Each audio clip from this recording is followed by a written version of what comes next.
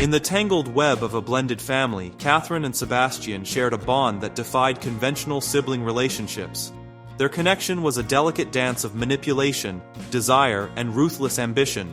A bet would change everything, a dangerous wager that would test the limits of their twisted connection.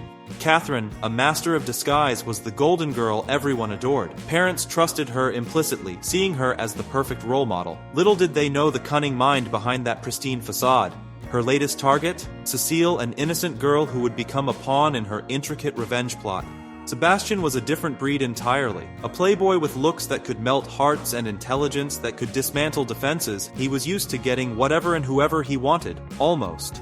Kathryn remained his one unsolvable puzzle, the only person immune to his charms. When Cecile's mother entrusted her daughter to Kathryn's care, a plan began to take shape. A plan of revenge, of reputation destruction. Her ex-boyfriend's crush on Cecile had wounded her pride, and she wanted Sebastian to be her instrument of retribution. But Sebastian had his own target in mind, Annette, the principal's daughter, a virgin who had boldly proclaimed her intention to save herself for marriage. She was the ultimate challenge. Her purity, combined with her father's prestigious position, made her irresistible to Sebastian's competitive spirit. The bet was laid out with surgical precision. If Sebastian failed to seduce Annette, Kathryn would claim his vintage sports car, but if he succeeded, he could spend an entire night with Kathryn, a prize that had long tantalized him. As Sebastian approached Annette, fresh from her horseback ride, he deployed every charm in his arsenal, but fate had other plans. Instead of falling for his seduction, Annette saw right through him. Her cold rejection was swift and brutal, reminding him of his notorious reputation. The game was just beginning, and the stakes had never been higher. Defeat wasn't a word in Sebastian's vocabulary. His first attempt to seduce Annette had fallen flat, but he was far from giving up. Each rejection only sharpened his resolve, transforming disappointment into a calculated strategy of revenge and conquest. Meanwhile, Kathryn was weaving her own delicate plot, with Cecile as her unsuspecting prey. The cello lessons became an unexpected playground for her machinations. Ronald, the conservatory teacher, had inadvertently become a key piece in her elaborate chess game of teenage destruction. During a seemingly innocent picnic, Kathryn's true artistry emerged. She listened intently as Cecile, naive and vulnerable, shared her innermost thoughts. The love letter hidden away, the nervous girlish excitement about Ronald, each revelation, was a golden opportunity Kathryn wouldn't let slip.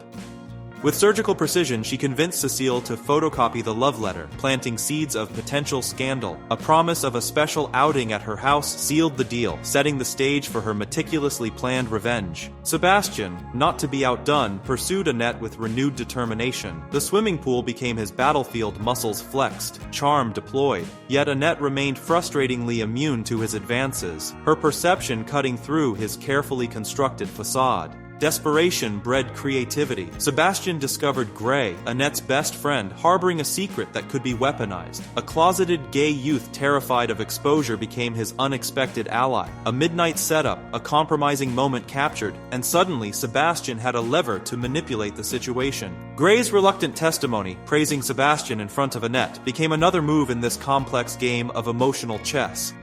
Information flowed between the siblings like a secret currency. Cecile's mother's warnings, Sebastian's schemes, Kathryn's surveillance, each piece carefully collected and traded. Their relationship defied conventional understanding. More than siblings, they were co-conspirators in a world of teenage manipulation, where reputation was currency and seduction was an art form.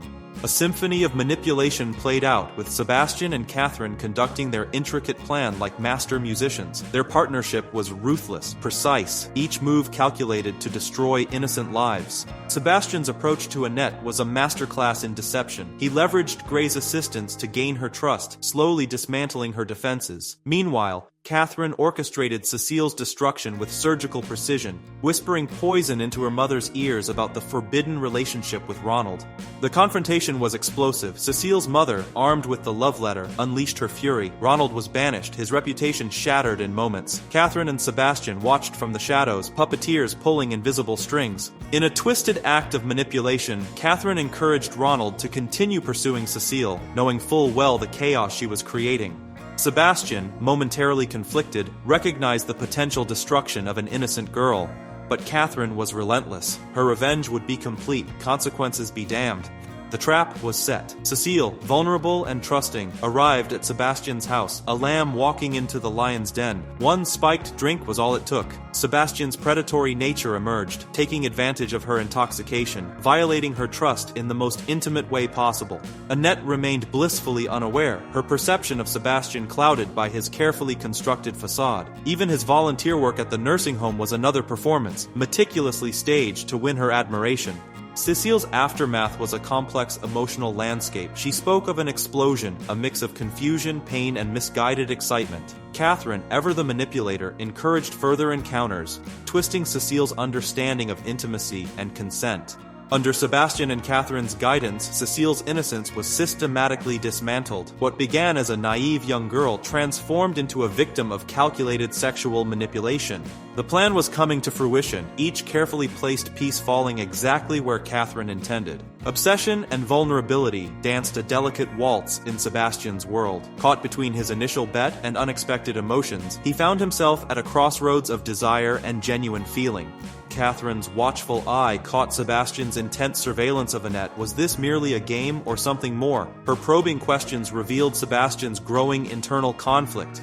The moment between Sebastian and Annette was charged with unspoken emotions, a kiss that spoke volumes, passionate yet fragile. When Annette pushed him away, Sebastian's anger masked a deeper vulnerability. Her confession of emotional insecurity struck a chord. She lacked confidence in love, a revelation that transformed their dynamic. That night changed everything. Sebastian's goodbye speech was a calculated move, challenging Annette's beliefs about true love. But something unexpected happened. Annette's hesitation, her vulnerable act of unbuttoning her dress, created a moment of profound tension. Surprisingly, Sebastian left, not in triumph, but in a state of emotional turmoil. The next morning brought a pivotal revelation. Sebastian's pursuit of Annette at the train station wasn't about winning a bet, it was about something deeper. For the first time, he wasn't running away after conquering his target. He had fallen in love. Kathryn, ever the manipulator, grew jealous. Her attempt to use Ronald as a weapon backfired spectacularly. Sebastian's disinterest in her machinations revealed the depth of his newfound feelings for Annette. The stakes were high. The potential consequences of their relationship, Annette's father's reaction, Kathryn's potential intervention as student council president, created a minefield of potential destruction.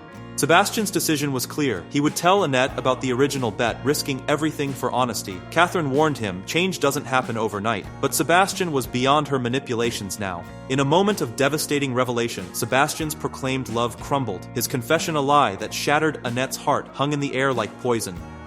Tears, genuine and raw, betrayed his inner turmoil. Annette's hand rose in a desperate act of pain, her slap a punctuation mark to their destroyed relationship. Kathryn's victory was more complex than mere triumph. She had reduced Sebastian to a mere pawn in her elaborate game, stripping away his dignity, his emotions, his very sense of self. Her smug satisfaction revealed the true depth of her manipulation. The diary became Sebastian's last hope for redemption, a chronicle of his past sins, now a testament to his genuine transformation. Left with Annette's mother, it was a vulnerable confession, a plea for understanding, for forgiveness. Tragedy struck with cruel irony. In a moment of ultimate sacrifice, Sebastian pushed Annette from the path of an oncoming cab, taking the fatal blow himself. His last words, I love you, Annette, hung in the air like a final, desperate promise. The aftermath was poetic justice. At the semester's start, Kathryn's carefully constructed facade crumbled spectacularly. Sebastian's diary, now a weapon of mass destruction, exposed every calculated move, her drugs, her manipulations, her entire elaborate scheme, all laid bare for the world to see. Annette drove away in Sebastian's sports car, a final bittersweet symbol of their complicated love. Kathryn was left alone, exposed, her power completely dismantled. The story concluded not with a whimper, but with a devastating revelation of truth, Sebastian's ultimate revenge transcending even his own death.